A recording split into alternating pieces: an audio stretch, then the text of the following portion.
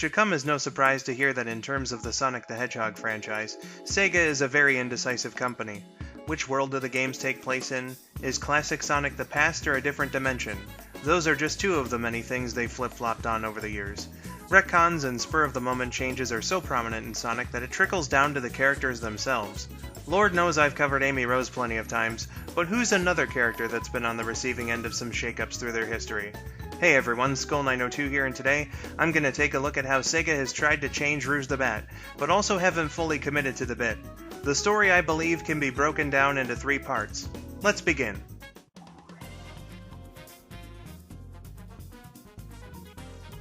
Rouge was introduced in 2001 with Sonic Adventure 2. While she was primarily a foil for Knuckles, she was also meant to bring a different type of feminine personality to the series, in contrast to Amy. She's a jewel thief and femme fatale spy extraordinaire, long-standing tropes that she owes her existence to. These characters have a knack for their intelligence, kicking ass, and getting what they want by any means necessary. Which often involves using their looks, and let's not kid ourselves, Sega clearly intentionally designed Rouge to be a mature, full-figured lady. A parental bonus sex symbol of sorts for the series, which is a very odd thing to say, but it's true. And if you disagree, they literally gave her extreme jiggle physics, plus named one of her alternate outfits in the game Dominatrix, and she definitely looks the part. One of you just said mommy at your screen. I know you did. It definitely feels a tad weird in our modern-day internet age, but portraying an anthropomorphic animal girl as sexy is also an old trope, dating back to the golden age of animation. It was still common around that time too. Lola Bunny, Tawna Bandicoot, Minerva Mink, Crystal... Ugh. I don't think it's as common now, but it does indeed persist to this day. Her looks apparently did ruffle feathers among parents enough for Sega to make a first attempt at a change in Sonic Heroes, which ended up not sticking. And honestly, that outfit isn't that great, so IMO they made the right choice. Rouge would continue to be portrayed as a flirtatious, busty McBadbitch over the next few years, not without depth of course.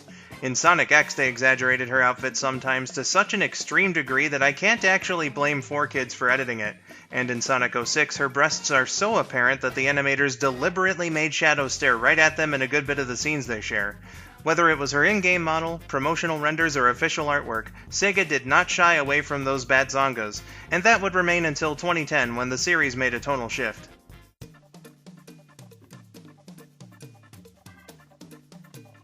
Starting with Sonic 4 in colors, stories became lighter and more cartoonish. You certainly weren't going to find anything deep during what's called the meta era by fans, and there's no better example than Sonic Generations.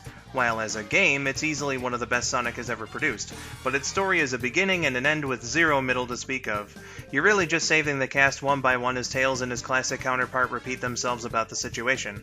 One of those friends, of course, is Rouge. Since Unleashed, Sega had been modernizing the in-game models to make them appear closer to promotional renders, and it was time for the Bat to get that modern-day makeover.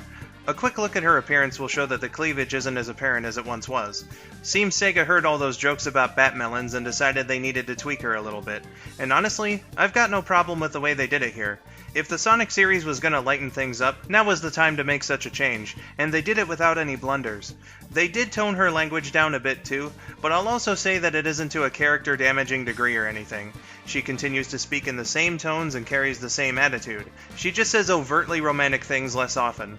But it's still there from time to time, even to this day, judging by what I've seen from CrossWorlds. Personality-wise, she is still recognizably Rouge, so I'm not really gonna get into her writing. The changes they made in Generations would stick around for some time. With the exception of early issues in the IDW comic, where they were weirdly very diligent to detail her chest, until the current era kicked in.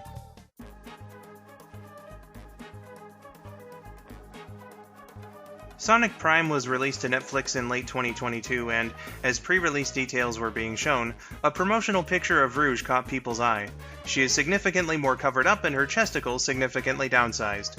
Fans were divided on whose decision it was and whether it was the direction Sega wanted to go with for the games. Her first in-game appearance after the show's premiere would be in The Murder of Sonic the Hedgehog, where she's wearing a teeny little tube top, cleavage and all. Memory fans the world over could breathe a collective sigh of relief, for the representative in the Sonic franchise was safe.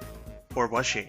Sonic Team must have gotten really conscious about the whole thing, because upon the release of Sonic X Shadow Generations Dark Beginnings, change to Rouge's design would be seen once again, and this time, it was definitely noticed because goddamn Sega, you're crushing those things. Let her breathe. Her chest plate was moved up and, while her lady lumps were no longer suffocating in-game, they are completely covered, which does have the effect of her outfit looking really weird in some shots, like you almost lose the heart shape. You know what's more egregious though? They covered up the back of her catsuit as well. Her wings are sticking out of it with no holes or anything. It just plain doesn't make any sense aesthetically. Skull 902 from the future here, and it looks like newer issues of the IDW comic don't have this oddity, which makes the whole thing even more confusing. Nobody from Sega has commented on it from what I'm aware, but this has been seen as an attempt by those in charge to sexualize her as little as possible. Fair enough, I guess, but if that is the case, then they're doing it in such a lazy, half-assed way. Hypocritical, even. If having her back exposed is so terrible, why is Amy still wearing a backless dress? And mind you, she's supposed to be teen-coded, so isn't that worse by this line of logic? They decided having even a teensy bit of her honkers visible was a no-no, so, why'd you fully model her ass cheeks and unnecessarily stick that batty badonkadonk right in front of the camera in a cutscene? You've got a lot of answering to do, Mr. Sega, you indecisive freaky bastard.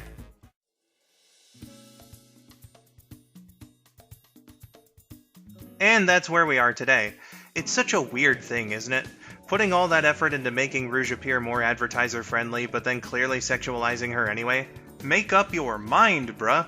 And the thing about all of this is, it's really all for naught.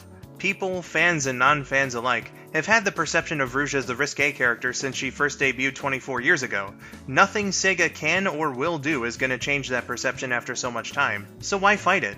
But if they insist, can't they just give her a new outfit? The ones from Heroes and Prime don't look that great in my opinion, but other games have shown that they can make a good one.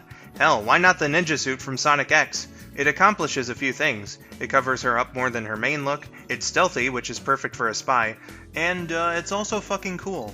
This is far from the most confusing thing they've done with the Sonic series, but strange all the same, especially in a time where things are supposed to be getting more consistent. This stands as one of a few instances where recent attempts to course correct have just raised more questions, and I'd hope that they can get back on track sooner than later.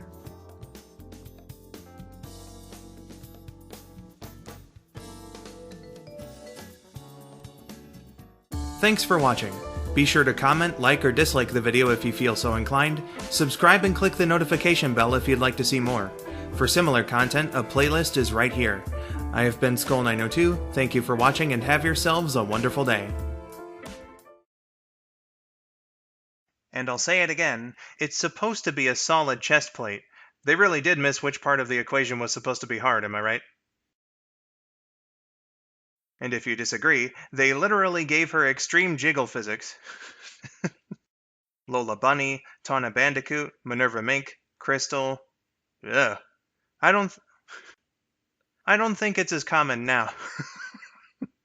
In Sonic X, they exaggerated her outfit sometimes to such an extreme degree that I actually can't blame 4Kids for editing it. Fuck. Lost it right at the end.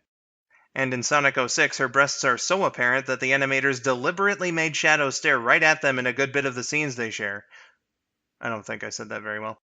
A quick look at her appearance will show that the cleavage isn't... A quick look at her appearance will show that the cleavage... A quick look at her appearance will show that the cleavage... God damn it. A quick look at her appearance will show that the cleavage isn't as... A quick look at her appearance will show that the cleavage is... Cleavage. Why am I... It sounds so weird in my head when I say it. Where she's wearing a teeny little tube top. Where she's wearing a teeny little tube top, cleavage and all. Where she's wearing a teeny little tube top. Where she's wearing a teeny little tube top, cleavage. Where she's wearing a teeny little tube top, cleavage and... Where she's wearing a teeny little tube top, Where she's wearing a teeny little tube top, cleavage... I swear to God, it's a cleavage. That one word. I can't speak it without sounding weird. Why is Amy still wearing a backless dress? And why is Amy still wearing a backless dress? And mine... Why is Amy still wearing a backless dress? My mouth is so dry.